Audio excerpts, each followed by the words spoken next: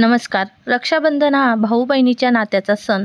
तर रक्षाबंधनच्या ओवाळणीच्या ताटात काय असावे आणि औक्षण कसे करावे ते बघूया. सर्वात प्रथम एक तांब्याचं किंवा पितळाचं ताम्हण घ्यावं, स्वच्छ असावं. त्यानंतर त्यामध्ये डाव्या हाताला कुंकू ठेवावा, अग्रस्थानी म्हणजे पुढे तेलाचा दिवा 2 वाती करून ठेवावा. सोन्याची अंगठी, सुपारी आणि कापूस उजव्या बाजूला ठेवावा. त्याच्या बाजूला मिठाई, एखादा गोडाचा पदार्थ ठेवावा आणि केंद्रबिंदूला अक्षदा ठेवावी. त्यासोबतच राखी सुद्धा ठेवावी.